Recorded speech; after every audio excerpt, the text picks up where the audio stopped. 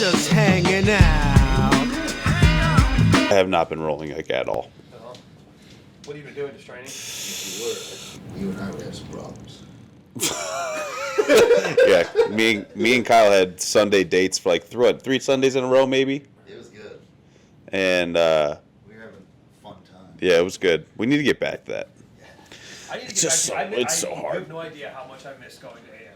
You have no idea. Just come on back, dude. I don't got the money right now, man. If I did, I would fucking, I'd be there. It's been- You told me you were getting some job. I did get that job, but are we going right now? Yeah, I just started up, bro. We're live. Okay, we'll Live! But, Welcome no, I got back! the job to work for this company called UniFirst, which is a workwear facility services provider. But I'm realizing something. I'm burnt out of sales, I feel like. And this is like business to business, where I walk into some place and they're like, fuck you. I'm like, oh, thank you. I'm going. And like, for instance. Well, there's a lot of cold calls are hard. Friday. Man. So Friday, I go in there. I go to the last place. I usually, because I'm on the field Tuesday, Thursday, or in the field Tuesday, Thursday, Friday. So I don't have to really do much. Like I go to like 20 different businesses each day, and then Friday I kind of just like, my manager's like, if you do all your shit, I'm not gonna fuck what you do, but I'll still go out. Last place I go to, I went to 5 places on Friday because I usually go to 10, and I was like done after this. I go to this place, no one in the area, no one in the office. HR guy comes up. He's like, who are you? I'm like, oh, my name's Zach. I work with UniFirst. I'm just, I just took over the area, and this is my territory. I'm just kind of gathering information about the business. But we don't use your services. I'm like, well, I didn't even tell you what my services were. And then I kept writing down notes. And I'm like, well, what was your name again? He's like, well, I don't give him my name. And I kind of lost at that point. Like, listen, man, I can go find your company on LinkedIn, find you on LinkedIn, because I guarantee you have one, and then find out your name, where you worked, who you worked for, how long you went there, what school you went to. So I was like, relax, man. What is UniFirst? It's like Syntax. So workwear facility services. So okay. Your uniforms, all of your cleaning products, everything would go from us. We're like, if you look at the industry in the nation, it's Syntax, then us, and then Aramark, and then everybody else. Fuck yeah. Alright, cool. Came in talking about his work. You didn't really We just hit record. I just hit it. I said, well, we'll start it natural this time. Do a little introduction. Just hanging out. Welcome back. Kyboi the Cowboy, Kyle fucking Hurley. Is this even on? It's on. It's not. I can see myself. Oh, I see. Okay. See the red dot. Fucking Zechariah Hezekiah, and we got a special guest here today. He's been changing the world one step at a time through fitness. He is Steve Drain. Ooh, the man of the hour, too sweet to be sour. Yes. Well, and I mean, This is so him and I- funny. Good old Steve Drain over here, man. The founder and creator of TNT Athletics. And I I want can, your kids to be I big can and definitely strong. say that both of You us got a Bruce Buffer in you. You You got a Bruce Buffer in you, bro. Great at it. Yeah, we especially both- like this outfit. I know. I mean, Bruce Buffer's out. You could be like, what's Jake Paul's company, MVP? You could be like the Bruce Buffer of MVP. I could, man. You would fit his like. It's crazy to think he was a 205 fighter. Yeah. Wow, he was like. Yeah, that's when I was training you. Yep. Yeah, how did we meet? Let's talk about how we met. How do you know Steve Drain? So, all right. So the way I know Steve Drain is I was looking for a personal trainer, working my strength and conditioning. So my mom knew of you, brought us together over at Forge, and we did a training session together, and I let some truth out.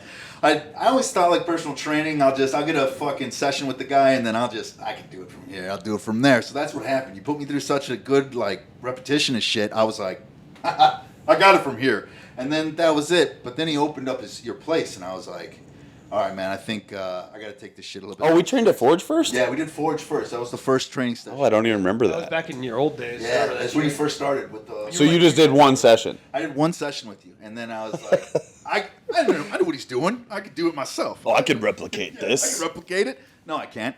So, then you opened your place, and then you had a big part to do with me winning a couple of my fights, honestly, because of the strength and conditioning. I mean, my coaches weren't too bad. That was great, but it was like my conditioning that was fucking really there. So yeah. Fucking Steve helped me when I was a fighter, and god damn, man, it was good. It was fucking. I still have your before afters on the iPad, dude. Oh, yeah. You had a crazy transformation. Yeah. Crazy transformation. Yep. And that was probably like 8 weeks, probably, when we were like really hitting it. Dude, it was something like that, but all I know is we were hitting it fucking hard in the morning. I mean, I'd get there at, it was like 5:30 or something like that. Mm-hmm. It was nonstop. It was no breaks. Get going, motherfucker. It's time to go. Yeah, we did like maybe two strength movements, and then it was just all cardio. Right. It was just kill you. Try to mimic a fight of just dying. Yeah. There was a station I remember I would do, and you liked this station the most. That's how I knew you were a fighter. Because to be a fighter, you got to be like a little bit of a psychopath. There's got to be a little bit of psycho in you.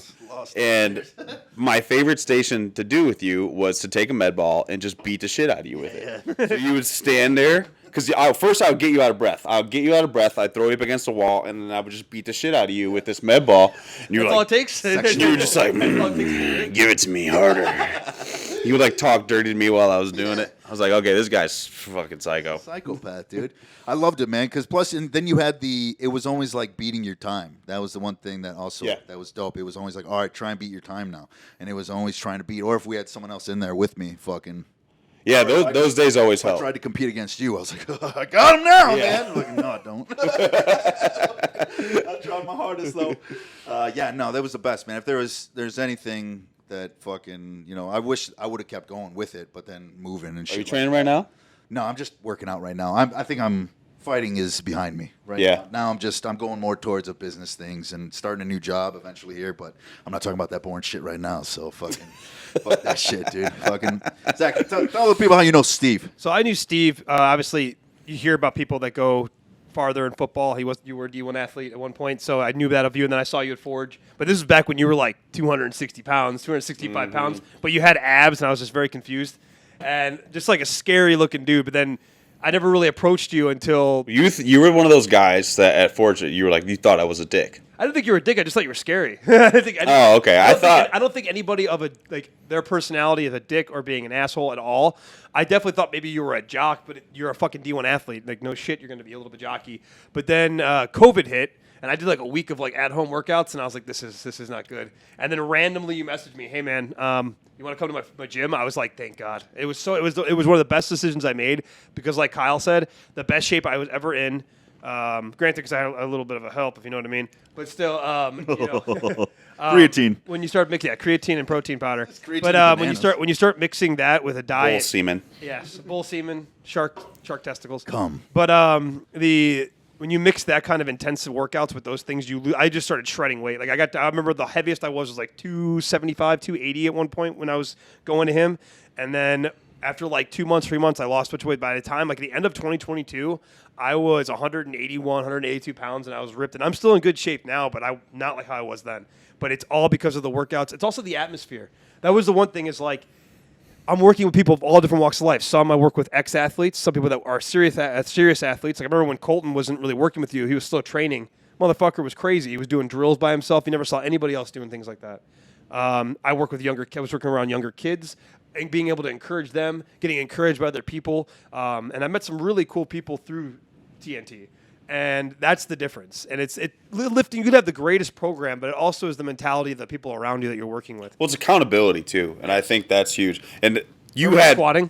Yeah, dude, you had a crazy transformation physically, but you had a crazy transformation, I guess, in the accountability aspect, because you'd be like, no, I'm doing pull-ups. I'm like, you're doing like 3/4 of a pull-up. Like, I promise you, Zach, you're not doing, like, that wasn't a full pull-up. And, like, he would get butthurt a little bit. Yeah, totally, dude. I would be like, Zach, you're not doing full fucking pull-up. Let me show you what you're doing. And I would show you, like, no, I'm not doing that. Or I'd show you your squat depth. I'm like, Zach, you're only getting this low. Like, no, I'm not doing that. And, like, slowly but surely, you would kind of deny it, but you would get better and better and better. And now your squats, you were breaking 90 degrees by far. You were going all the way up, chin above the bar. And your intensity and accountability weight room completely changed. And I think it's because you didn't ever have like a real trainer. No, I never had a real trainer. You know what probably helped you too, though, is you kept saying no to him, and I could tell he probably got a little upset. I think I made Steve more upset than anybody at the gym. I'm not afraid to fucking call people out. Hold on, I'm getting to an example here, because if I'm not mistaken, you told me about a time he broke your ribs. Yeah, dude. Yeah, dude. You totally did break one of my ribs. Break one of your fucking ribs, dude. There is still a bump there, and like there's a bump on my... That's not a bump there, dude. It's still rough. I couldn't breathe. That's not a bump on your ribs. But I just remember you just being like, "What's wrong?" You guys are wrestling. He said you speared him. You speared him, dude. So let's talk about why this happened. This was gonna work out with Steve. It started off with random. This was started off with me talking shit. Yes. It started off with Zach talking shit. Zach said something about being able to roll with me or handle it or something. He never said he would like beat me. I will say that. Yeah. Like you never said like I'll beat you in a like if we grapple I'll beat you. You didn't say that. You said something along the lines like like if I really try like I can last rounds with you or something. It was something generic like that. I was like, Zach, you are not lasting past 30 fucking seconds. And we wrestled, and I'm pretty sure it was not over 30 seconds. I don't know. I just remember being like, I took one think you shot. know. No, I mean there is some truth. The first time, like you handled yourself okay, and we were just kind of playing like on the mat. But then that was before like all the shit talking. We were just kind of playing that day, and then you started talking shit because of that one time. And I knew I wasn't going full go that one time. We were just playing. So when you talk shit, I'm like, all right. Next time the mats are out, we're fucking going. And so next time it was open mats, I was like, Zach, you're coming to open mats because of all the shit talking. And it was on a day where we had the gym open too. So we hit up the gym, and the mats were open right after. I'm like, Zach, you have no choice. You talk shit, it's time to show up. So he shows up, and I go full go. Yeah, dude. I go full go. I'm pretty sure I hip tossed you once, and you like felt a little something. You're like, oh, no, I'm good. And I tapped you once. And then the second time's where I felt. picked you up and threw you again, and you're like, ugh. But like, Oh, stop. And I'm laying on him. Just whispering in his ears. Yeah, I'm laying on him. And he's like, stop. No. I'm like, are you good?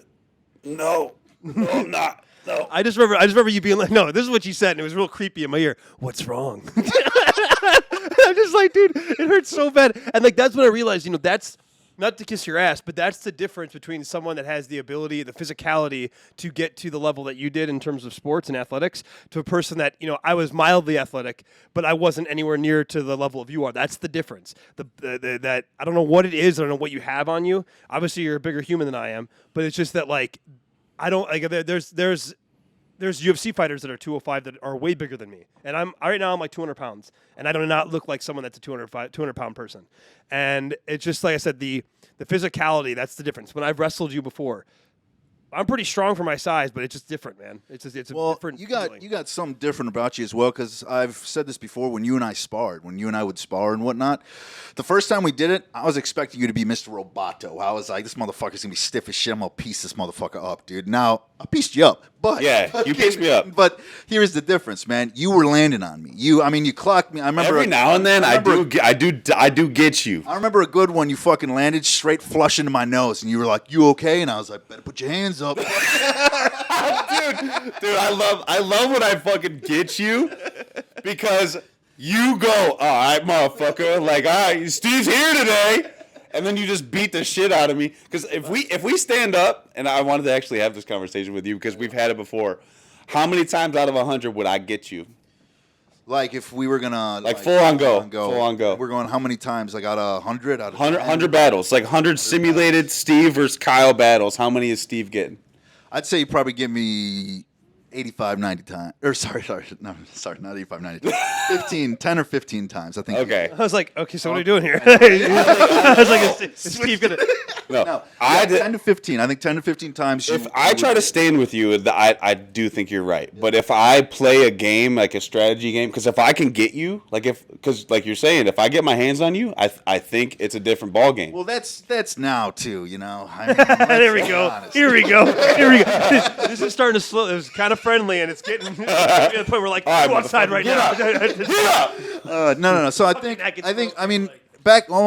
So back in the day when you weren't really rolling at all, you've rolled a bit now. You got more technique under your belt and all that shit with it. When I was in good shape and fighting shape, I would come to a standstill and whatnot.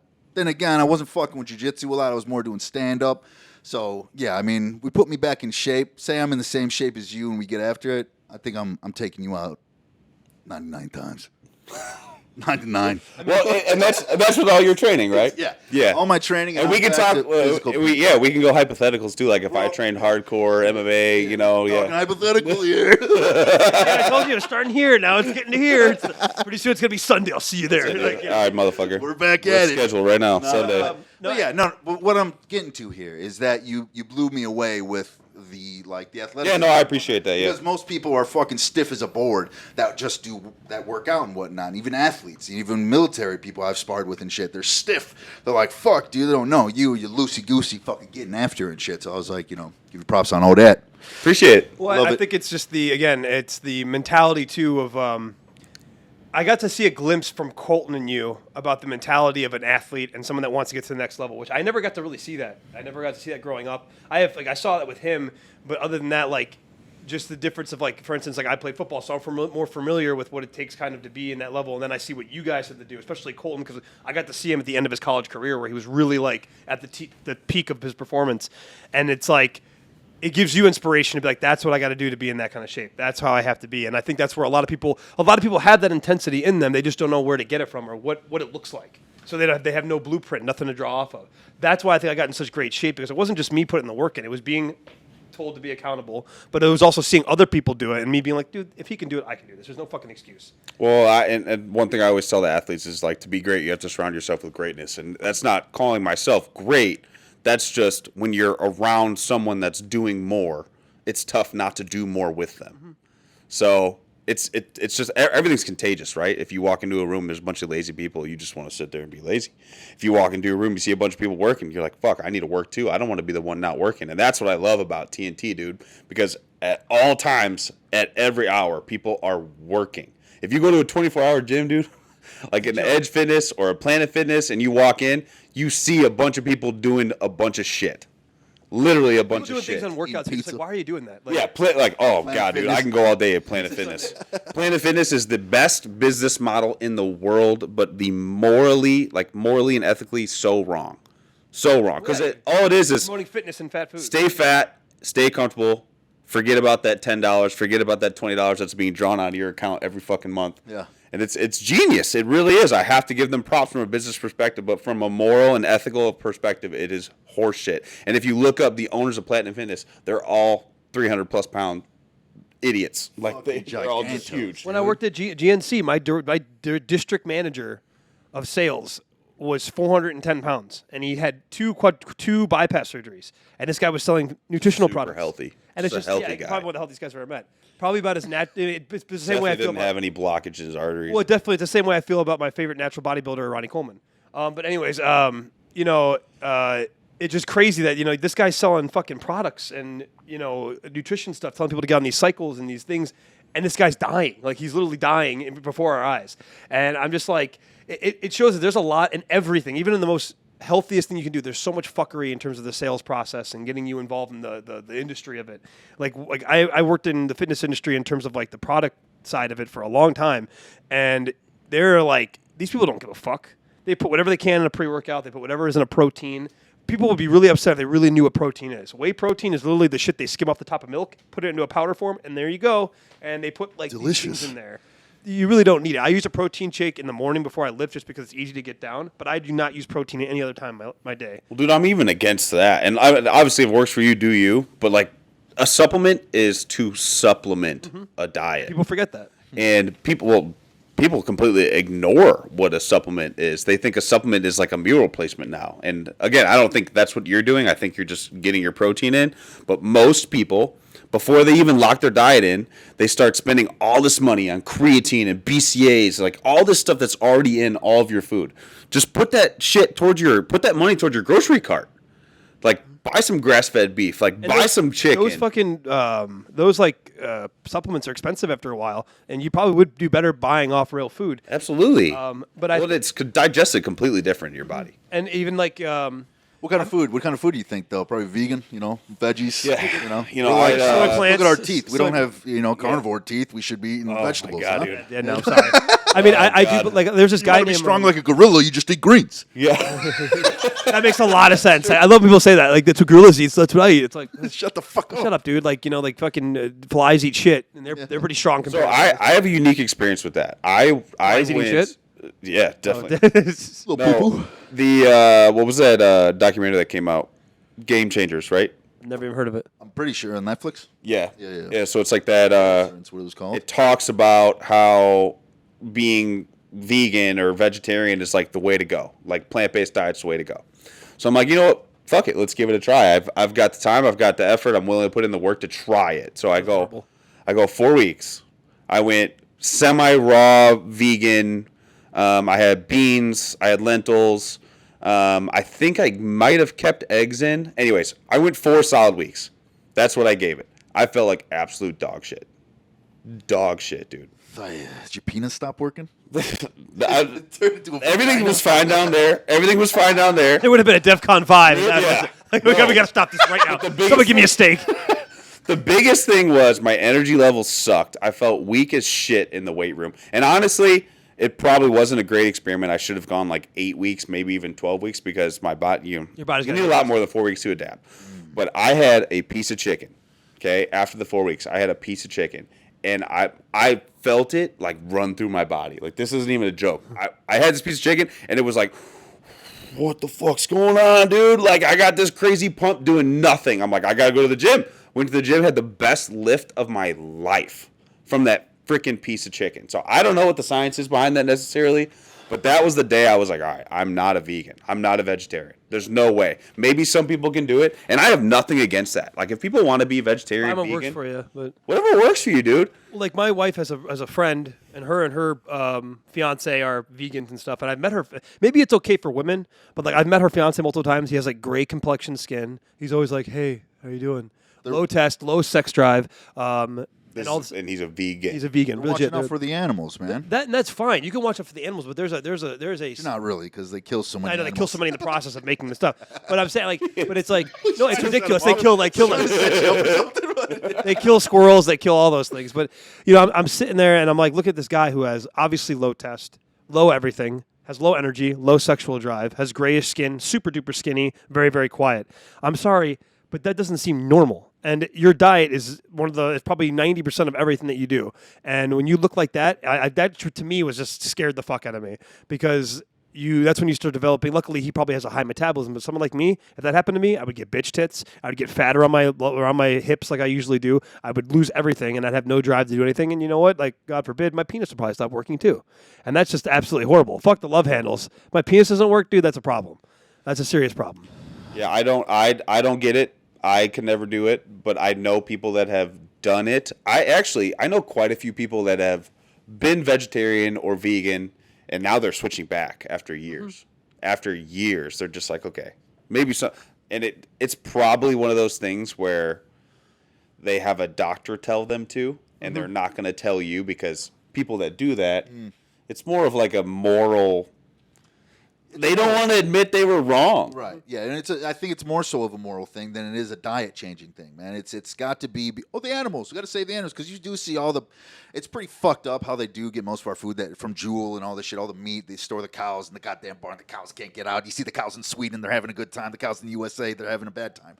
But there are farms that are great around. Exactly. No. And that's what I think a lot of people ignore. Right. You still go to that place, right, to get meat, right? Yeah. And I'll plug them in. North Pasture Farms, man. We get grass-fed, grass-finished meat delivered to our gym. Free range. That's crazy. All that shit. Yeah, it's awesome. It gets delivered to our gym. So and it's from I can't remember the town, but it's in Wisconsin or Minnesota maybe.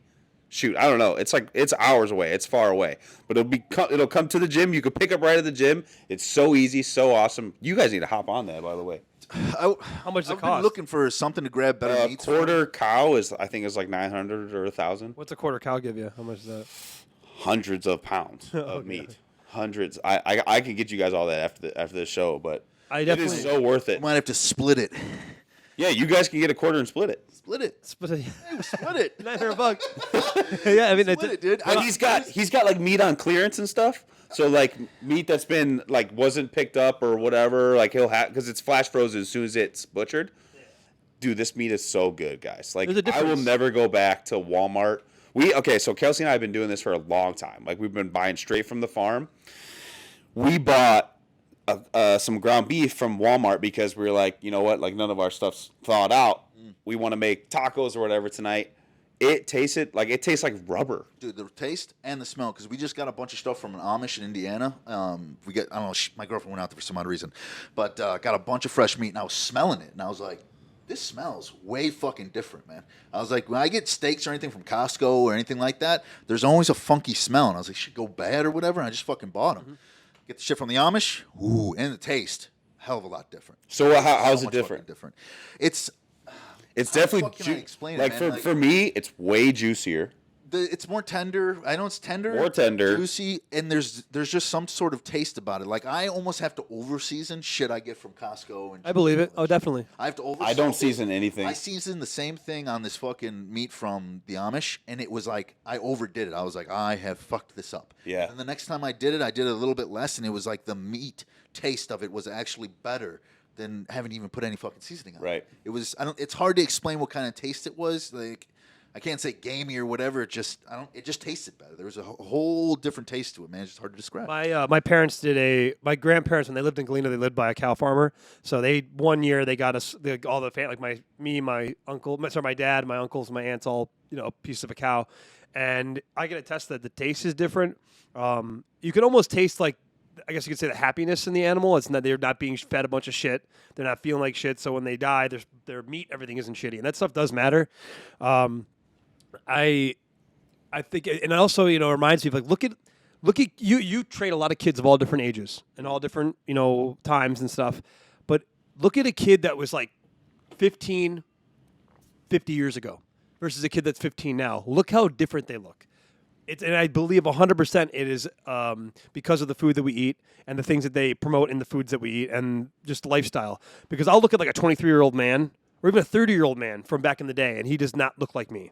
I look very young for someone that's 31. We're all turning into credit cards. What? Plastics. Yeah, Oh. the plastics are honestly like a huge issue. There's plastics in everything. You're breathing in plastics right now. You got to get rid of all your plastic shit. But there was something that my pediatrician said. Our organic now was just everyone's regular food. Exactly. That's what I'm 20 getting years ago. But because all these companies, like big food, I think is a bigger issue than big government, honestly. Oh, yeah. And they go hand in hand, right? They're all together, yeah, definitely. But big food, they take all those shortcuts, man. Like cereal. Cereal's the funniest one. That's the most profitable one for them. You're just eating peasant food. Right. It's just peasant food with sugar. Yep. That's all it is. And it's the most profitable thing that they can make in bulk and then sell to you and make you happy because they just Here's your fill it Captain with Crunch. shit. It's just filled with shit. And Red 40 and Yellow 5 and all those ingredients that we know affect your gut, it's just a bunch of shit. You're buying a bunch of, like 99% of the grocery store. I'm a weird person in this aspect. I walk through the grocery store and I just get pissed off because it is made for kids to go you after crazy. to spend money on colorful bullshit items. Like you walk into Meijer and there's like this big front area where it's like whatever holiday is closest, they just have that color cookies. So like St. Patty's Day, green cookies just sitting in the fucking front. It pisses me off. Or then you walk further down the aisle and they got just where everyone walks, they got the soda, the candy, the cereal. Like Lucky Charms are just out in the front. I'm like, why are Lucky Charms out in the front? You know what should be out in the front? The fucking organic fruit. That's what should be out in the front. But also, to go organic, you have to go broke. Right. Mm-hmm. You have to straight up go broke. What was it, like a little tiny thing of blueberries is like $8 organic. But then the non-organic ones, filled with pesticides and herbicides, was like $3. It's like, I don't blame people for I going honestly that think route. we're cutting back to, if I'm cutting back to talking about these vegan people again, I think that's the other issues that we have. You say they're like pale and all this shit. All this shit that vegans are eating, all this stuff, man, unless you're growing it from a garden, it's being sprayed over and over with pesticides, and then get it from farm to the fucking store, it's getting sprayed with preservatives so that it keeps fresh, and then it'll be fine there and whatnot. Dude, I'll tell you what, I ate some broccoli the other motherfucking day. I got a sore throat from it, okay? What's happening, man? That's the Goddamn scariest thing I've ever heard of. pesticides, dude. What's that? That's the scariest thing I've ever heard. Some broccoli give you some fucking. That's so scary. And like, and we talked about the organic food that we have now is what they had regularly back in the day. Look, there weren't, like, for instance, like the teeth problems we had. I recently had a tooth pulled because I didn't want to deal with the root canal. I felt really bad, but it is what it is. I cracked the tooth and it was just fucked. And you do some research. Sugar. Many of the sugars we have weren't available so readily back in the day. So you didn't have people had teeth issues, but they did not have it anywhere near the teeth issues that we have today. They didn't have root canals and shit like Dude, that. I have no teeth issues, and I honestly, I give that to the fact that I don't put candy colors. Like, I put nothing in my mouth that's, like, bad for me. My mom, drives me insane. Like every time I walk in, she's like, "What do you want? Do you want some of this? Do you want some of that?" Mom, I'm not eating that. Mom, I'm not eating that. Mom, I'm not eating that. Like I've come to this point now, especially as you get older, you start to feel your body, you start to feel the pains and the aches, and it's a very tough transition, especially coming from being an athlete. Mm-hmm. But you get to this point now where it's like, okay, none of this is worth the very short term endorphins and dopamine release that the food gives you. None of it is worth it. Like every now and then I'll give into like a donut because donuts are my shit. And ice cream's like that for me. And every time I eat that donut, I'm like, why'd I do that? So it's becoming like less and less and less and less and less. But none of that shit is worth that short term, this tastes really good. Well, I think we're also in a very weird time in the world where a lot more people are starting to kind of come alive with that kind of stuff and like becoming aware about how bad the food is now. And unfortunately, our parents' generation, like I don't know. I assume your mom and your late father, your father, if he was still alive, he'd be in his 60s then. I assume probably, or at least close to him. Would he be in his? My dad, yeah. If he was alive, yeah, he would be 60. And then your mom, she's close to her 60s, I assume. That's the generation that really felt the beginnings of all the bullshit we have now, all the food processing, all of it. They were the ones that grew up with it the most. Now we're starting to see the effects because years and years of, seeing the effects that these foods have on people. People are seeing it, like yourself, like me. Kyle's been there before. We've all been there. We're like, dude, there's something wrong here. And unfortunately, there's not enough people like us that think the way we do and want to make a difference. And I'll be honest, I'm not that disciplined. I do the best I can. I eat plastic cheeseburgers like that from time to time. No, I'm joking. But no, I just, there is that time. He's very happy. He definitely was grass-fed. No, but the dopamine levels, like you talked about, it isn't really worth it because the feeling you get when you get out of the shower and you see your body and it looks good, or the feeling that you get when you can run a long time because you know you have the proper food in your body is the best feeling in the world. And I've been there. I mean, I was 285 pounds and I was doing a bunch of steroids and wondering why I'm not getting ripped. I'm strong as fuck. No one can see it. And then I'm like eating a cheeseburger and eating ice cream. Wendy's every day. Yeah, dude, I eat Wendy's all the time. I was eating there was one point where I was eating a tub of Greek yogurt and a tub of ice cream a week. Oh, and like, dude, like my ability to take in sugar is like if there was like a poster child for like this is the kid that we're gonna like give all the shit to. They were like, I was born, they found out I had ADD, and they're like, let's give this guy everything. Because they started me on a medication. I was 3 years old when they first diagnosed me with ADD, which I don't understand how they did that. And I was taking things like Clonidine, Dexedrine, Dexostat, Vyvanse, Adderall, Klonopin, which is even really an ADD medication. It just slows your heart down. Diagnosing a 3-year-old ADD is crazy in itself. Oh, dude, I wonder how my brain would have developed if they would have given me proper coping mechanisms. Like, there's a chance that my child now is going to have ADD, but I'm not going to give him any of the amphetamines they pump into it. What the fuck are you doing to a little kid putting amphetamines in him at that age? Look what it does to people on the streets, dude. You ever watch Soft White Underbelly? Look at those people that are on meth, dude. That's what's happening to an adult. Imagine what's going on to a kid's brain who isn't fucking wired yet. Like, what are you doing? Well, to diagnose a 3-year-old with ADD, it's like, oh, well, he's not paying attention. Oh, what are you doing with him? Well, we're trying to teach him this in daycare. Well, of course he doesn't want to pay attention. He wants to go play outside. He wants to run around. You got to run that boy or girl. Yeah, whatever binary option. Yeah, these days, who knows? Teasers. Yeah. Apparently, stupid, dude. It's ridiculous. I'm running out of words. Like they're making up ones now, but no. And that's the biggest thing is that they're not teaching kids proper coping mechanisms because eventually you come in a situation when you're like me and you're in your early 20s and mid 20s and you can't figure out why you can't survive without this medication as best as you could. You have to really put the work in to pay attention and do all these things. And that's why I went the route that I did with my kid, not getting him vaxxed up, not getting all this fucking crazy shit happening to him because I want him to have the most natural and organic chance at doing the best, being the best that he can be, physically, mentally, and morally. And that's always been on my mind. I am an Eagle Scout. I have the highest rank you get in Boy Scouts, and the 3 things are: a scout is trustworthy. Stud, dude. Look at this guy go. This guy. A scout is trustworthy. Eagle Scout. You need a fire started? I got a guy. Do it. I got for sure. What I'm saying is that to keep yourself mentally strong, morally awake, and to keep yourself mentally strong, morally awake, and physically as fuck. You'll get it. I got it. You need some amphetamines? Yeah, maybe. You need ADD right now? Keep yourself physically strong, mentally awake, and morally straight. Those are the 3 things that I want to instill in my child because those are very important. It sounds goofy because you're in Scouts, but those 3 things right there are so important. And if you start giving your kid a bunch of medication, a bunch of things that doesn't teach them proper skills in life and gives them a crutch, they're never going to do anything. Because how many kids you say, oh, I have ADD. That's why I can't do this and that. Or I have this, I can't. What the fuck, dude? I watched a kid that has severe cerebral palsy and deformities paint with his fucking head, and he does masterpieces. Please don't tell me about how your ADD is causing you not to do something. It's because you're reliant on a medication. You're reliant on whatever the bullshit the doctors want to feed you. And you find that a lot of these doctors have no idea what the fuck they're talking about. You know, I luckily found drums and, you know, sports, and that helped me out a lot as a kid. But imagine if they really harped on those things and just said, Zach, you know, just concentrate on those things. Concentrate on the things you love. I have no problem concentrating on things because I like doing them. But as a person that does it, I do have ADD. When I don't care about something, I'm sitting there like, and it's just like in here, and then it goes past my brain and into the other ear. And it's scary. I got the same thing. I just never been on medication. Yeah, I stare at someone for a long time, and they'll be talking, and even in my head, I'll be going like, well, I think they want to put out the flame. We're all born with an internal flame in us to do something great, to be the best we can, to be the most virtuous and best version of yourself. And the powers that be in this world don't want you to be like that. And I believe that you can be born with a soul and be turned into an NPC. And we've talked to many people like that. All of us probably have. And I think that's what the establishment, or whoever you want to call that controls this fucked up world we live in, that's what they want. They don't want you to have that spark. They don't want you to have that feeling. That's why there's only one person that's successful for every 20,000 people. Created. Oh, God, yeah. Like 40 hours a week. The school system. So school just prepares you to be a 40-hour work week guy. The bell rang. It's time for lunch. Yeah.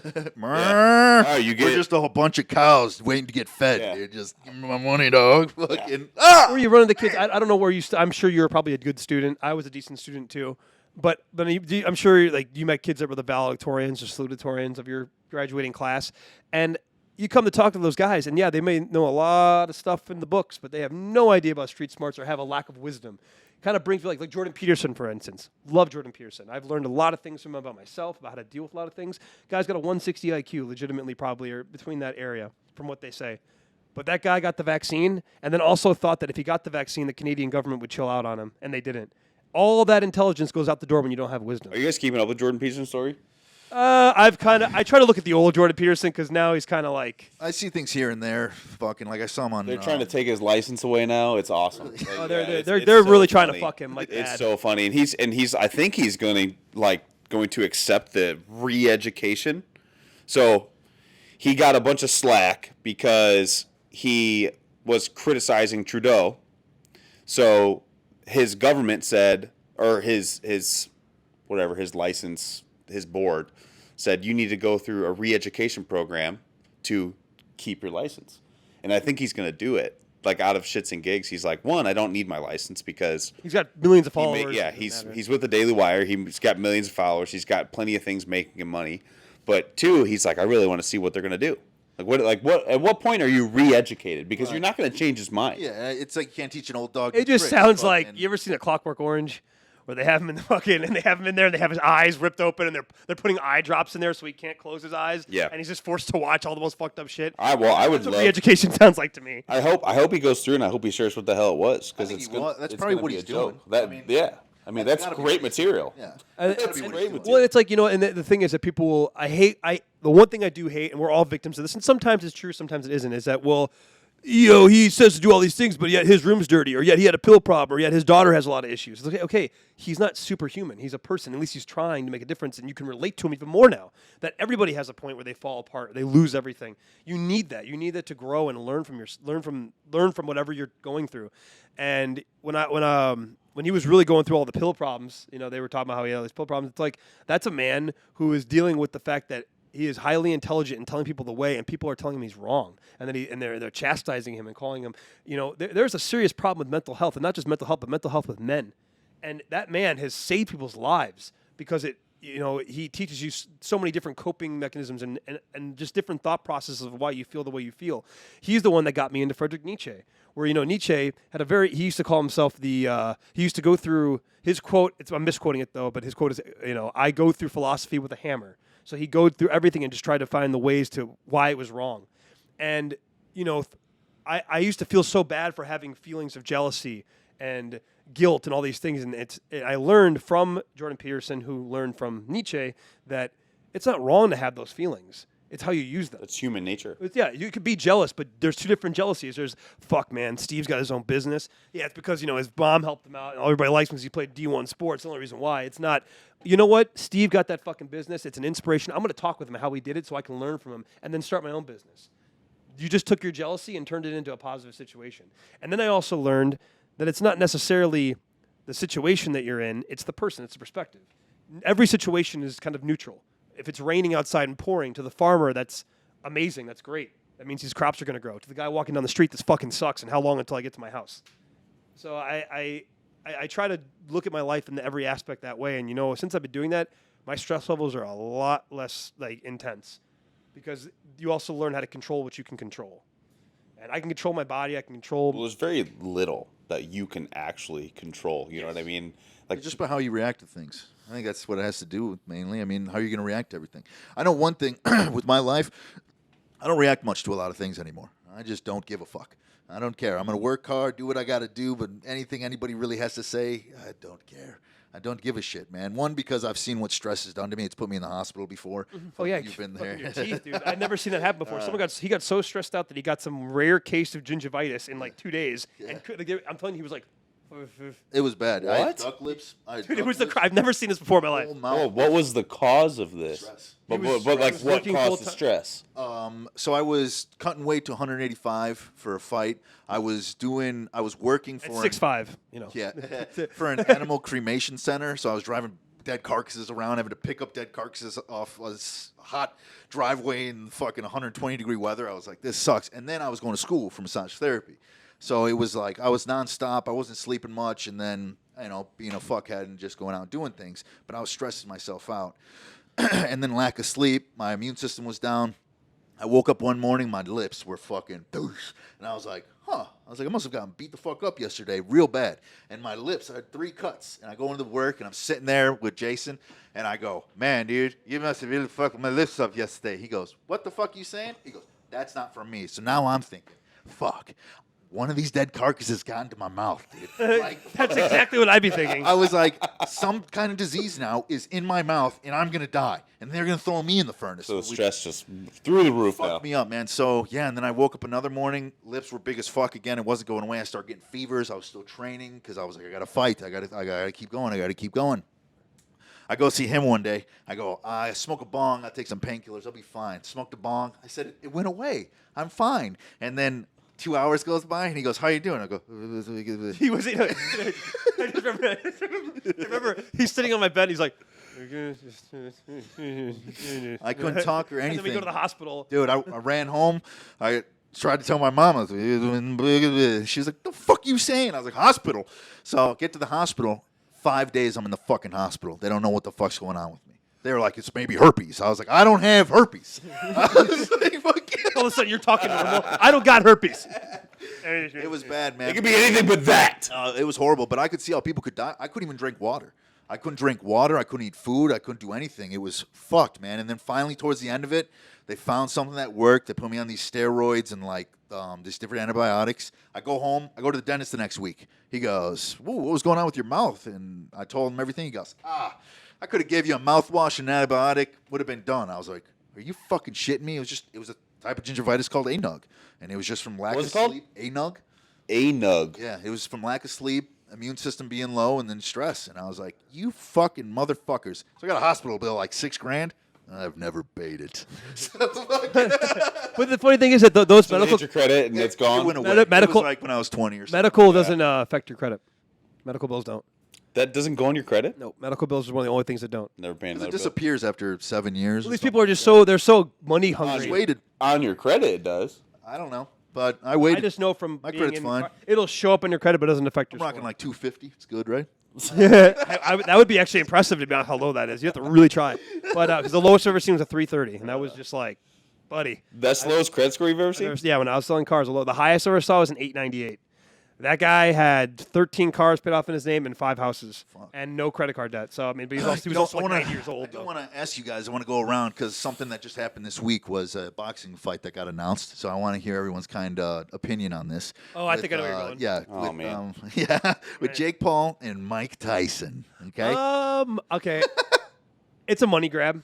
Mike doesn't care, but I think there's a part of Mike Tyson is he was the bully stopper. He hated bullies. That was his biggest thing, even though he kind of became one towards the end. But he hated bullies. That's his biggest thing. And I think that, yeah, he's playing like fun with Jake Paul, but I have 100% certainty that he's going to go in there and try to hurt him. Because when he fought Roy Jones, even though Roy Jones is at a commission too, he looked good. Like he would beat up most preliminary fighters. Okay, he looked fine, but if you put together Roy Jones versus Pettis, and Pettis fucked him up quick. They fought recently? Yeah, in a boxing match. And Pettis put the work on him. Well, also you're talking about Roy Jones. 60 yeah, years exactly. fucking old. Exactly. It's ridiculous. It's stupid. Oh yeah, it's not. It's Jake Paul trying to prove himself. I want Jake Paul to fight someone like Canelo I or don't- He Bivol. fought a boxer and lost. He fought an okay boxer. Who did he fight? More boxers? He fought Tyson Fury, right? No, Tyson Fury's brother or cousin or whatever. Yeah, Fury beat him. Yeah, but it was like it was Tommy kind Fury of. beat him. And I know, but it was kind of like another boxer, which he sucked, right? He's a horrible boxer. The last guy he fought was like some bag of milk. Fucking, he was like He looked like a bag of sand trying to fight him. Like he was not in shape. Like he didn't look good. it's called padding the record, much like Khabib did early in his career. Now, hold on, man. But that makes sense. The last 2 fights that he had make sense because that's what boxers do. They pick. They fucking pick. And he can pick because he's got the money, he's got the power. He's like the Conor McGregor of boxing now. And Conor McGregor called the shots when he was the shit. Yeah, but at least Conor took real fights. Yeah. Like what Jake I think should be doing is grabbing people that are just as hungry as he is and fighting them, getting in there with him and whatnot. I think this Tyson thing, it's not him trying to prove himself. It's just a money grab. It's all money. Tyson's grabbing money. Yeah, Tyson's That's for grabbing sure. money. If Jake thinks this is gonna put a legacy on him, he's dead wrong because Tyson's way People are. past what he's It's been. a lose-lose, honestly, for Jake. It's a lose-lose because if you knock out Tyson, everyone's gonna be pissed. Right. Everyone's gonna be fucking pissed. I'll be Like, mindful. Sorry about that. My dad was calling me. All right. But no, that would be mind blowing. And I would convinced that he would throw that I don't fight. think it'd be that mind-blowing though. I don't think. I think Mike He Tyson. knocks out Tyson. It wouldn't be mind blowing. He's Tyson's 60 weight- fucking years old. I know, but Tyson has got. I don't think he wants it to happen. Tyson, ever since when it he doesn't started, matter. You're 60. I know, but you're not. You're talking about one of the greatest boxers of all time. This guy was 18 years old, knocking out fucking 6'5" Right, dudes. but he's not that I anymore. feel old at 33. I feel old at 31. I know. Tyson is 60. He's 59, or he's Something gonna like be that. He's got to be 60s. I think he's gonna be 58 He's not for 60 the yet. fight. Yeah, he's not 60 yet. He's I mean, still in his 50s, we'll see, but it's a money grab clearly. But I think everybody would love to see one of those infamous uppercuts hit obviously. Jake Paul's face. Yeah. And I got to give credit. I hope he wins, but I don't see it happening. And I got to give Jake Paul a lot of credit. Why? Because he took this, I guess, this PR that people hate him. Everybody, I don't think there's not many people that want to see him do well. He's done a great job of building his brand. Oh, I think he's cooler than I think he's done more than his brother Logan. I personally think Logan really doesn't. No one really gives a fuck about Logan Paul anymore. It's all Jake. doing good in the WWE. Yeah, I thought I would love to do WWE. That'd be so fun. I But just ran into someone who's like a huge fan of WWE, and I was like, "What do you think of?" It's Logan. What do you think of Logan Paul? He's like, honestly, I hated him at first, but he's kind of perfect for the sport. And I was like, all right, I respect that. great, big guy, got a great body, funny, Very athletic. he can talk shit. I will say WWE kind of sucks now. There's no real good storylines. Like when I was a kid, that's when WWE was at its height. 80s to the late 90s was amazing. Brought back The Rock. Yeah, they brought back The Rock. They've got fucking Brock Lesnar in there. It's like, oh god. I mean, It but all went downhill once what's his face got accused of pooping on people and shit. Vince Vince McMahon. McMahon. Have you seen You know that about shit? What? So No, Vince I've never heard about this. So Vince McMahon, dude. Vince McMahon, I don't know who he pissed off in the elite world, but he's pissed off someone because there's like all these crazy allegations coming out, and then they found these text messages, This dog. is recent? Oh yeah, this is going on right now. Like I showed him a bunch of text messages. It's someone. I forgot. It's him talking to some this diva. lady, how there was like a threesome going on, and at the end Oh, of it, he's like one of those shit on my chest type guys. no, he shits on them. Finally, this Oh chick was my getting banged. God. He pulled down his pants, pooped on her head, And then and said, left. and then no, and then he said, Clean up. What? You know, and then he came back for more. I just think about if I was having a threesome with Vince McMahon and he started pooping, you got to stop. What are you doing, man? It's really going to throw the mood off, dude. Well, I mean, like it wasn't instant. Like he slid his pants Oh down my and then slowly God. pushed it. And we all saw what Vince McMahon's face looks like when he's straining. You know what I mean? So like I could just see that, but. yeah, it's getting kind of rough now. It's bad. It's like really. If you read these messages, it's like, dude, what are you Is doing? he still the owner? He sell it stepped. up? He stepped down. He basically gave it to Stephanie, his daughter, and Triple H because Triple H controls everything now. But it's just, it doesn't look good. And I think that it's been weak for a while. And I'm wondering if Dana is going to get brought into this because the UFC and WWE have partnered up. So I wonder if they're going to be like, well, Dana's into this weird stuff too. I would like to think that Vince McMahon isn't doing things like that. But at the end of the day, when you're that rich and powerful for that long, you I feel like you just run out of things. Like you're just like, what's the craziest shit I can do? Because I can go right now and take my jet to Istanbul and smoke weed with a camel if I wanted to. Just saying that, you know what I mean? Whereas, how far can you get someone to do something for you? How like crazy? That's what the guys like Harvey Weinstein, all those guys. It's what you get to a point where you're so powerful that there's nothing you can't do, and you almost want the challenge. Like, I could definitely take my pants off and shit on her chest. You know what I mean? Or, you know what I mean? Like that's crazy to me. I would never do that. That'd be instantly we're done here. But it's just the text messages are what really get me, dude. Because he's like, I want you to take the black cock and put it in your mouth. It's like, why are you talking like this, dude? Dildos after wrestlers and shit. Yeah, dude. He has a Brock Lesnar one. He's like, I'm gonna put the Brock Lesnar Show in me these after this. You got it, dude. It's like, dog, why did you fucking text that shit? Why couldn't you just like talk to her on the phone or something? Like, Oh my god. And there's a bunch of then obviously when one person from now says, something happened to me, all these chicks from like 30, 20, because I think he's owned the WWE since like 1979. So he bought his dad out. So I'm like, so for like the past almost 50 years, there's like chicks coming out now. They're like, yeah, he was weird. Yeah, he was this. Yeah, he was that. And it's like, yeah, but you know what? You were there. Need to add their story. Well, it's like, you were. I'm sorry, but if something is really going wrong and I feel like it's wrong, I'm not going to do it, whether I'm a girl or a guy. It's like, who cares if you're scared? Right. Who's going to win? You're going to get way more attention by being like, dude, Vince is a fucking freak. So listen, I got a question for you real quick before you keep going. You got another battery for this camera? Well, what's going on? It's going to die. Oh. It's full. It was full and it's going to die? I mean, no. This isn't my camera. This is my wife's. I got this. All right, pause it real quick because I got a couple other things I want to talk about. I got another camera. All right, cool. All right, cool. Was that an extra phone? Yeah, I'm going to get a new one, so I'll have another phone just in case. I don't know. You just gotta get the dummy batteries. I do. That's it, and then a couple other cameras, but forget about that for now. So we were on the pyramids. We're on the pyramids. But yeah, I would say I don't know if it's aliens or all that stuff, but I do not believe thousands of Jewish slaves were pulling fucking rocks from hundreds of miles away. It's not possible. Not at all. And not in the time frame. I think it took like 40. Even with machinery these days, They can't do it. they can't do it. There's Not in the no time way. frame, at least not in the time frame. They Right. could do it. It would take a long. They said it would have took over 600 years to do that if they were moving them how they said they were fucking moving them. So it doesn't make sense. I think have you ever seen Stargate? Remember that when you were a kid, that show Stargate or the movie? Yeah, I remember it, but never saw it. I remember the name of it, but I don't remember that. So basically, it's all the things that we have that were influenced of Egypt, the Egyptian people, well, at least ancient Egypt, comes from these aliens. And so there's like this thing called Stargate where it's like this little, like if you have these things lined up, this portal opens and you go to like their world, and their world literally looks like Egypt. Same idea, the same God, same everything.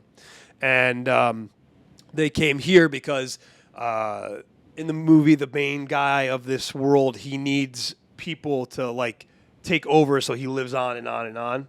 And obviously through that, he taught these people all these different things, and not too much stuff to where they can't be, useful and they revolt, but just enough to like change the culture. And I believe there's a little bit of truth to that. I believe that there is an injection of some other influence from a different world that came here years ago that sparked where we're at now. Now, I do believe there are people that lived here, but they're your aborigines, your natives. Like, if you look at an aborigine person, I'm sorry, they don't look like you or I. They don't look like even let's say an aborigine from Australia. And they don't look like any other person. They look like their own kind of race of people. And they are, because they're obviously not white people, but they don't look like an average human. And I believe that those people are of the earth. They are from here. They are inhabitants of here. But I believe that anything else was brought here and fucked with over time. Maybe I'm wrong. Well, if the government is telling us there's aliens now, that means there's been aliens for 20 years. Well, if you tell me that Tom DeLonge from Blink-182 was going to be right the whole time, I would have fucking lied to you. But now this guy is just like so high and happy because he was like been in on it for a while. Like he's been doing all these documentaries and all these sort of things. I forgot to say a word. But it's just like I'm like sitting there. I'm like, this guy's gonna be the one that's right about everything. Like, come on, dude. Like he's a musician in Blink-182, a pop punk band. It's like why is he the guy they're vindicating now? I think that Project Bluebeam is going to be coming pretty important here pretty soon. I don't know if you know what Project Bluebeam is. As soon as you start talking about it, I'm gonna remember. So it's where they like talk about how the government's going to start really pushing the whole fucking alien thing. Yeah, and they're going to try to unite everyone under an alien invasion, and that's when the digital ID is going to happen. That's when you control everyone, mass control, and blah blah blah blah blah. Goes away. Well, because imagine, and we've talked about this in a podcast. Imagine being a devout Christian your whole life. Someone like my stepbrother Matt, who is a missionary with his wife. If you were tell that guy, hey, by the way, these are all aliens, and that guy you believe Jesus, he's an alien too, all this stuff. Like, you're gonna fucking melt people's brains. Their whole philosophy is based on this, and whether it's true or not, you're gonna have people that are gonna totally convert, and you're gonna see really who are the people that believe in gods or God and have a true following and believe that Jesus was the savior. You're gonna find out how serious people are about that shit as soon as like you start seeing things in the sky. I mean, this Project Bluebeam has gotten to the point where they're talking about, like, remember how they brought back Tupac for Coachella with that hologram shit years ago? Yeah. That's what they're going to have, but in the sky, and it's going to look real in terms of, like, battles and stuff. You're going to see some, like, Star Wars type shit. I keep seeing little, like, examples of it and whatnot they do. I mean, dude, look at that fucking arena in Vegas. What It is in Vegas, right? That dome in Vegas, they have the screens. It's basically a dome full of screens and whatnot. And, like, they play there, and it looks so fucking realistic. They'll put you in, like, the desert, outer space, all this different shit. Dude, I saw some video in, I think it was Japan or China, where they were using the newest technology to make waves dance in the sky. Or, make whales dance in the sky. I was like, holy shit, that looks so real. It looked like there was flying whales in the sky. I'm just like, what the hell? You're going to be told this, and then it does happen. They're going to be telling you that you're crazy, just like when the masks happen and the vaccines. You're going to have all these people. Well, that was like the first test. Yeah, that was to see how far COVID was the first test. How much can we control these people? And it was a huge success. I think the Mandela effect is a part of that too, where the Mandela effect is, and I believe Joe Rogan has said this before, where it's like they want to see how much they can change history and how people will be comfortable with it. The Fruit of the Loom. That was a prime example where that chick was swarping down. They had a cornucopia years ago. It had a cornucopia. And they're like, no. Even Fruit of the Loom contacted her and told her that. This bitch pulled up found a shirt from years ago that had the cornucopia on it. Mm-hmm. She didn't make it. They can show that it was worn over time. And things like that. I grew up knowing the Monopoly guy had a monocle. I remember in Ace Ventura, when nature calls, he knocks out that dude and he puts the monocle on him and says, "Do not pass go. Do not collect $200." He had a monocle. I don't care what anybody said. That monocle is like a sign of rich people. It's like a thing that people associate with that. Mm-hmm. And I think it definitely has to tie in with that. It's all control and seeing how far they can push people. Now, there are people like us that are kind of like, this doesn't seem right. But there are people out there that are like, yeah, you're just crazy. That's what it is. It's like, man, like, critically think. Just try it once in a while. Because they really aren't that good at covering things. They just rely on that you're that stupid that you'll just say yes to it. That's what I believe. I mean, well, everyone's been conditioned to associate conspiracy theorists with crazy. Tinfoil Even hats. though conspiracies are batting nearly 1,000. Like, what conspiracy theory is not true at this point? I mean, obviously, we're talking about all the really, really crazy, fun ones that we'll probably never get the answers to. Well, there's ones that people, I think, on all walks of life are starting to agree, like 9/11 being an inside job. 90% of people are dinosaurs too. Dinosaurs evolving into reptilians running the government. I don't believe dinosaurs existed. So that's my newest one that I fell on. I saw. He's grabbing me. That's my newest one that I fell on. Is apparently the same time. Oh God, I can't remember what it was, but I just saw a video on it. Something about the fossils were found the same time some art museum guy, or I don't know. Well, what people usually refer to is what's called the Bone Wars, and this happened in the 1800s when they really started classifying dinosaurs and noticing them as a real thing. And it has a lot to do with the Smithsonian. Yeah, they're a part of it too. And well, these two archaeologists, started having situations where they were literally like having battles. Like they had their group of guys that dug, and then this guy had their group of guys, and people were getting attacked. People got killed because they didn't want to find the bone. Yes, and then they were finding bones and classifying animals at like a crazy rate. Like between this 5-year span in the 1800s, there was more dinosaurs classified than any time before, even now where we know more about these things and shit. And it just kind of like leads to me to believe that it just ended up being a money grab and a fame grab. And again, it's just a challenge to push you away from the truth. Then you can get into the scientific side of it in terms of physics, where a lot of these animals they say existed would be impossible to exist, whether the oxygen levels were higher then, or there's more UV rays, or whatever the fuck they want to claim. Like the biggest one, a lot of copers will be like, oh, well, like there's of course there are big animals. Look at the ocean. I'm like, yeah, the ocean has totally different gravity laws. There's a different situation with oceans where animals can get bigger, like whales and stuff can get bigger. That's why you don't see a bunch of 100-foot animals out there. Like the biggest animal I think in the world is still the giraffe. Like the elephant's still the biggest land animal. That's why you never see anyone bigger than that. And they also talk about like the flying reptiles. In order to have a pterodactyl that say as big as it is, it would have to be We went over this before Steve got here. I know, but you know it's full the of shit. bones are hollow like dragons. Yes, okay? exactly. Found a dragon. They said they found the dragon. Okay, they found a dragon buried in hollow bones. Here's the thing with the dinosaurs: their bone density is much, much higher, so it's able to support the big limbs, the big fucking. You wouldn't be able to move though, man. They've proven it in physics. Moving with the big bones, man. The big bone density. That's fine. The I'm big telling bones, you. but you got to think if you have big bones, it means you're going to be, I guess in theory, Density. slower. Dense. That's fine. It's But not. I know, but if you got they've talked about also like scales, like how the scale of size. Like if you blew us up into scale with how our bodies are built, we would break our legs, so we would fall We over. had thick bone density. It doesn't work that way, dude. Well, it can. I mean, there are some parts there. No, there are some parts there that I guess you could say are kind of weird, but it just the biggest thing was just the I don't know the exact equations because there's like certain things with like lift. Like I was bringing up the flying dinosaurs, like a pterodactyl, where it's like they proved through that the thing would have to flap its wings 500,000 times in a second for it to be able to get up and move and actually do something. Maybe they're all like hummingbirds. Maybe, but hummingbirds are like That would be scary, dude. Seeing like a pterodactyl fly across the fucking. Yeah, it'd be very scary. But it just those things are. It just again, I think it's just designed to push you away from the truth and push you away from, like for instance, like dinosaurs. Why do we even need to know about that? Like, who cares? Like, okay, does that if you didn't know about dinosaurs and you didn't know and I didn't know, would it really change our lives? The government just needs to give us something fun. That's what it is, man. They got Not it fun. can't all be serious. Something that can blind you and keep you from learning about things. I mean, there's guys like that guy that was on Drogan's podcast, the green-haired dude, the guy that's a archaeologist who's broke. He's like broke as fuck, and he was just like. The La Brea Pits. You know, you've heard of the La Brea Pits where, like, it's that part, I think it's California, where there's, like, a tar pit where, like, hundreds of animals just fell in there. And they were like, oops, and just fell in there. Well, this guy was, like, talking about how that means that these things are true and real. And it's like, dude, why were all these animals in one area falling into these pits around the same time? And like, just really weird things like that don't make sense. And animals that would be fighting each other and eating each other are hanging out with each other and, like, hanging around by a tar pit and then falling in there. Pits and shit. Yeah, I just little things like that. But because I don't have a PhD in front of my name, and at the end of my name, I'm stupid. I don't know what I'm talking about. We got someone coming on soon. My little educated brother is going to be coming on here soon to argue with Zach. Well, more so probably about psychology and all this shit because it's what he went to school for. But we're going to get into dinosaur talk as well, so that should be interesting. Oh, so you're pro dinosaur? No, I'm not pro anything. Oh, okay. I don't even believe I'm alive. Whoa! Are we in a simulation? I believe there's truth to that.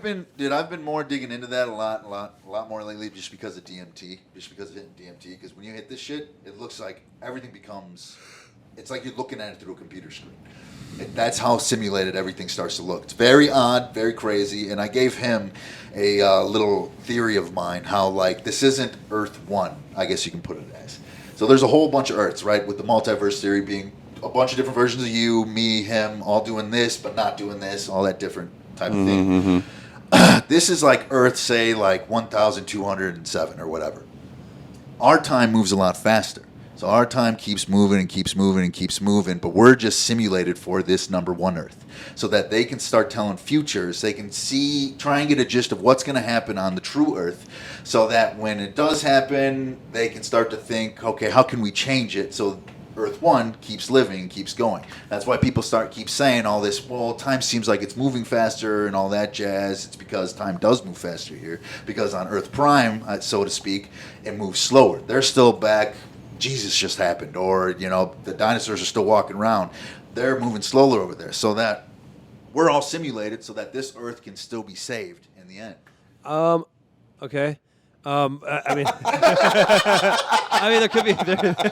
I haven't looked. I haven't looked at It's into all that. theories, and like I just said, I don't even believe I'm alive. So, I believe that haven't they proven scientifically that the world is moving faster, like time is going by faster or something like that. I don't know. But it's by such a small I amount. feel like a rookie amongst veterans with conspiracy theories with you guys. especially that one. I was like, what? I mean, I was sitting there with you, Steve. I don't know what was going on What there. did you just say? He did that when I first got here. He was like, "What?" I was like, "Dude, Did you just make that up? Like, there's a lot Are of you guys high right now? no. No. Okay. No. I wish. I I wish. was gonna say, do I need to get high right now? Like, No, what's no, going on? I wish. No, I've been kind of cutting back lately. I mean, honestly, it's one, money, and then also two, I get more things done. Like I'm more true to myself when I'm not super duper stoned. Dude, you were so funny with TNT. I come in there You would- stupid, dude. Come in there just baked off your mind. And Like, I I- always knew the days that you were super baked. Yeah, because it would. Yeah, I remember like coming there. Like that was when I was like making a lot of money, so I was blowing money on dabs, and I was doing like 4 dabs before going to the gym to take my pre-workout, and then like people would be like, I don't even know what a dab. What's a dab? no, I'm joking. No, it's God, no, Jesus stop Christ. that shit. Cut that out right now. no, it's concentrated THC, so it's oil-based form. Oh yeah, okay. So okay, instead okay, of like okay. you're hitting a bowl like a couple times, this is like hitting a bowl in one time. All one bowl. My wife and I were getting pretty. We were spending like $900 a month at one point. Jesus Christ. Yeah, that's why I was like, man, if we were heroin addicts, we'd be living on a mattress somewhere. So much. Well, because you become so it becomes such a habit, and it's not because you're addicted to it mentally. It's like you wake up in the morning. First thing I would do is you could hear the torch going, getting that thing lit up, and then taking a dab. And Yeah, I mean, I get it, man. I get it. When I was fucking back in the day with all the fucking weed and whatnot I was pushing around, it was every day I'd wake up, coffee, fucking smoking joints all day fucking long. Now I don't smoke nearly as much as I used to. I barely smoke. I have an eighth at my house that's lasts me, I think I'm going on 3 weeks. that's incredible. That can 3 That weeks can last me. now. Well, it's like I look at the alternative. Like one of my really good friends, love him to death. He's probably one of my best friends, but he will go to the dispensary, buy 500 milligrams of edibles, which you know how strong that can be, and then bunch of oil and spend a bunch of money, and he'll eat all those edibles in one night, and I'll sit there with him, and he'll just be like zonked, and I'm like, dude, like, why do you want to get like that fucked up? Like being high too much on edibles is like scary. Like you want to like start talking to God, and like you start reflecting on your life. And the one thing I was just gonna say, so what made both you guys cut back tremendously? So what's the reasoning for cutting back so much? I would say it's very similar to Kyle, getting things done, and then also just money, and then the aspect of just I want to be able to get a job no matter what. But if I want to get a factory job, if I'm clean, I can get a job. I can handle anything physical. I'm strong. I'm able, And honestly, being in a job for so long of sales where I'm like constantly tied to a number. If I was just told for 30-something bucks an hour, Zach, move this, move that for 10 hours, people think that that's so monotonous and boring. I don't give a fuck. I just want to make the money, go home. Mainly, I don't want a job that I got to take home with me. I want my time to be with my family, my friends, doing my drums, doing these podcasts, working out. My biggest thing is I want to get back to going to you, man. I miss going to TNT because it's being around like-minded people. I go to Forge. I give good workouts. But, dude, I go there so early now because of my new job. Dude, there are some straight douchebags that go there. Like, there's this one dude who literally looks like Bam Bam and Pebbles at the same time. He's all steroided up, and he wears, like, a fucking, like, bun right here. And I don't know if he's, like, foreign or not. He looks like he could be really Polish. But he talks shit. Like, I was lifting, and I was doing cage presses. And I was doing like 185, and I was in my last set, and it was like, Hey, pussy. well, it's kind of like, Hey, get off my machine. no, Right here. he makes a big deal about weight slamming, or like, I was putting weights away, and I pushed them together to make sure they're all the way pushed in, because if you don't, and that shit falls, it could hit someone's foot, hit your foot, and I hear him like making comments about it, and I can see him looking at me to the point where I took my headphones out. I'm like, what's your problem? And he didn't like act like he didn't notice me. And there's just a few other people there. Then there's like the chicks that go to the gym that have like the Gymshark fucking apparel on and the hat and the ponytail in the back with this smug sense of self-importance because they're at a gym and they're videotaping it. I'm just like, I just want to crush their camera. It's just a lot of things that I realized I wasn't as grateful as I should be when I was going to your gym. And I'm not saying that because you're on here. I'm saying that's 100% true. If you have a child or that wants to get in athletic shape, if you want an athlete that wants to get to the next level, if you're a guy that's an older guy, out of shape, you've been taking care of the kids for a while, now you want to get back into your fighting form, you're the guy to go see, man. I've done it. He's done it. I know other people that have done the same thing, have come to your gym and worked out, and they've gotten their ass kicked in. Absolutely. My thing with fucking getting away from them fucking marijuana was just time. I just wanted more time in my day. I'd go, because, dude, I smoke. I'll go to fucking bed at like 6 o'clock. I'll go to bed at fucking 5 o'clock. I'm going to get home. And then it's regret. Yep. I start smoking, and I start regretting every decision I've made in my life. Dude, you start getting paranoid. Oh, you're an overthinker. You're paranoid. And then with that comes eating. I'll fucking eat everything. If I'm not high, I know when to stop eating. I get full, whatever, or I get comfortable. I'm good. I'm high. If there's like an extra large pizza and a bunch of ice cream, a gallon of ice cream, I'll eat the whole thing, and I won't even feel it until I stop eating, and then I sit there and I go, "Oh no, there's something happening. Well, I'm about to have a heart attack or pass out. Diabetes is coming." Like, you mentioned regret. You mentioned regret, and that's the big thing. I'll start reflecting on my life. I'm like, dude, you're 31 years old. Remember when you were a kid and you'd be like, when I do this, I'm going to do this when I grow up. And it's like, dude, you are grown up. Yeah. You're 31. And then I think about like my drum stuff. And then when I was playing in the when I was doing the drum stuff outside with that really good drummer talking about that I put videos up. He's a phenomenal drummer. He's one of my favorite drummers. It's so cool that I got to have a relationship with someone that I've grew so fond of and listened to him playing, and I didn't know who he was years before. But he opened my eyes to be like, dude, like you're not as good as you think you are, and that made me want to get to the workshop. And then I was like, dude, when you smoke weed, you get really high, you get lost in your phone, or you start eating a shit ton of food, and then it affects your body. And then I started just thinking about my life in general and the people that were in it, and the times I wasted when I was in my early 20s, caring about what people thought about me, and caring about this girl or that guy or any of the stupid shit I worried about when I could have been working out, doing the same things I'm doing now, and be a lot more ahead. Now, I'm probably even though you shouldn't look at the past, I'm probably 4 years behind where I really want to be. Yeah. And that sucks. Yeah, now it's like a little prize. It's like a little gift to myself. I'm going to do it. I get a bunch of shit done, a bunch of work done, and all this different shit. And I'm like, it's got to be nighttime. Can't fuck around during the day or anything. Anything during the day, I got to keep working, keep going. Nighttime, come 8 o'clock, 9 o'clock, we're going to lay down, watch some shows before we go to bed. Coolio. But I think that's the best way to look at it, too. And I always, like, I've never, well, actually, when I was in high school, we're opposites, by the way. When I was in high school, I was like the jock, and I was like the good student, and I feel like you guys were. I was a great student. I got a 29 on my ACT, and I got high. I was an honor roll student, really legitimately. It was high school. Like you did all your homework, you did everything. Okay. I was a bad test taker.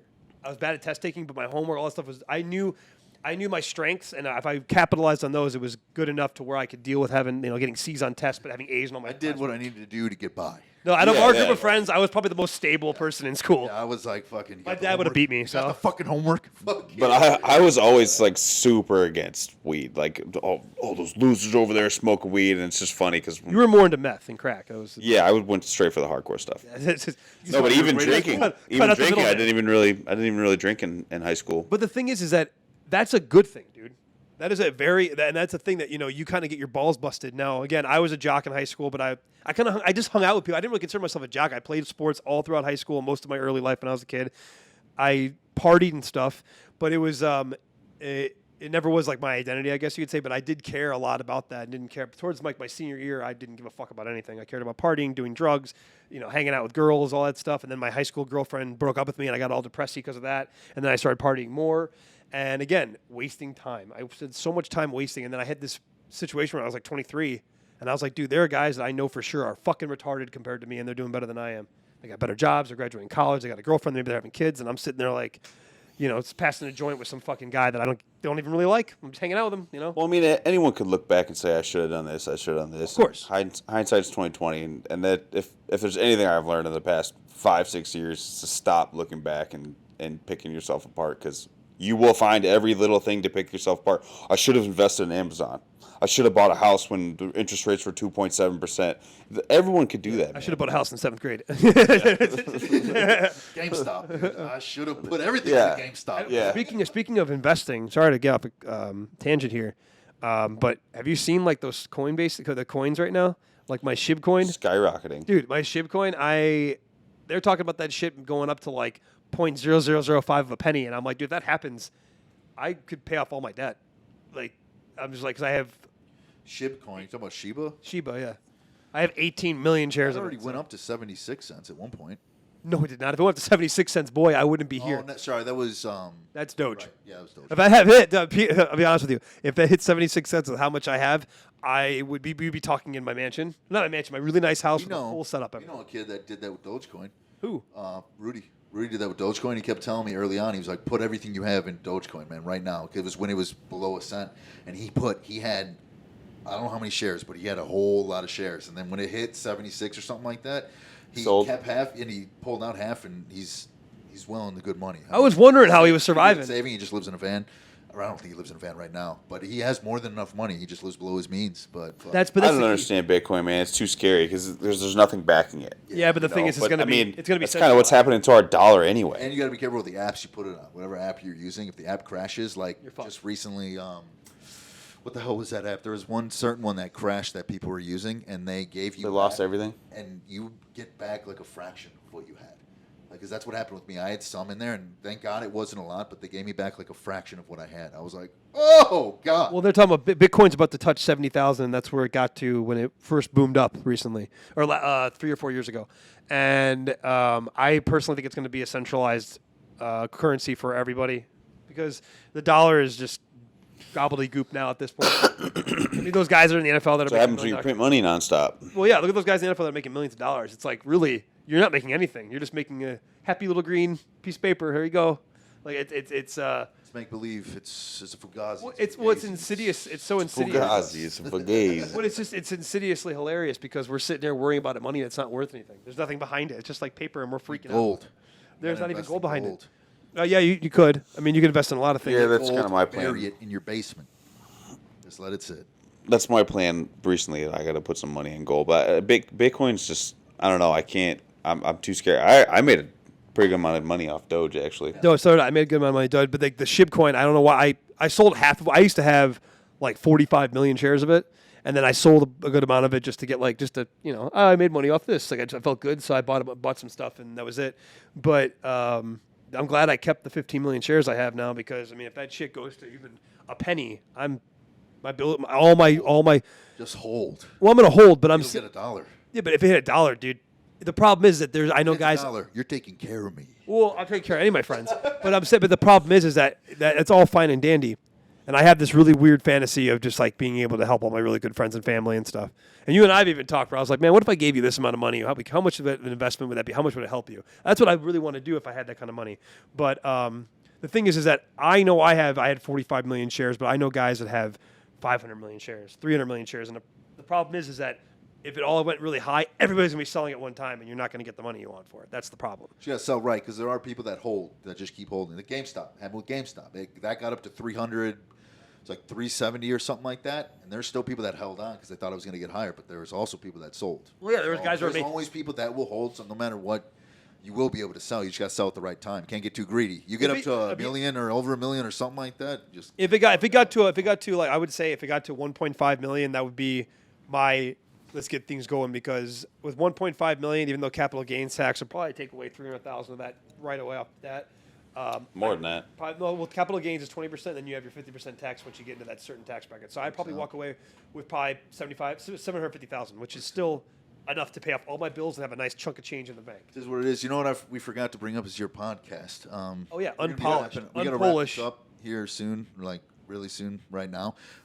Unpolished. Write your podcast name. Everything. Yeah. I'll put it in description as well. Yeah, podcast is the Unpolished Podcast. It's been in the making for a long time. Originally, we had the AM podcast, and that was started during COVID because COVID is COVID, and everything was shut down. Even though that's how Zach and I got together. It was the best money I ever. I was still open the entire time, but Unpolished Podcast is exactly what it sounds like. It's just an unpolished conversation. Right now, we just have the long form things on there, but we're going to start some like maniacally motivated segments and things like that where I just talk shit in your ear and try to get you to do shit. And I love it. What is it on? What are you streaming it off of? everything. Apple, YouTube. Spotify, YouTube. Rumble? Yeah. Are you on Rumble or are you on? Oh, we're going to get on Rumble, though, because YouTube's kind of giving us crap because we were talking about the vaccine. Dude, yeah, it's pretty crazy how they'll really cuck you. They'll flag you for different stupid things. TikToks especially. I got a video. We got a video flagged, and then it like ghosted us with it, or not ghost us, whatever. Just took it off. Shadow banned us for like different views and whatnot on different things. And I post one, it blew up, and then I did another one, and it sent me an email right away. You've been flagged, and I was like, okay. And then I hit another one the next day, got nothing. Didn't say I was flagged, and then I threw a full video on there, and it got like 2 or 3 or 4 views, and I was like, oh no. I was like, fuck, man.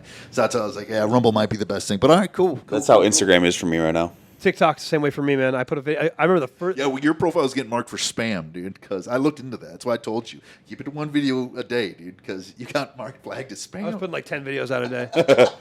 I probably have like from when I first started my TikTok to now, 1,000 videos. I have to because there was one point I was doing 5 a day. So fucking funny. All right, cool. Well, yeah, everyone go check out Unpolished Podcast. Steve Drain, he's the man. You ever need any training, you go to him. He'll make you train with the drain, baby. thick. Get some gain. Awesome. All right, that's where we'll end it. Yeah, I don't know what else to say. Cool. See you guys later. I think it says really nice. Thanks, guys. Sounds good. Oh my god, I can't wait to piss. All right. known for the rough raps, but kids steal my lyrics like hubcaps and eat them like stacks of flapjacks like rugrats. Hey.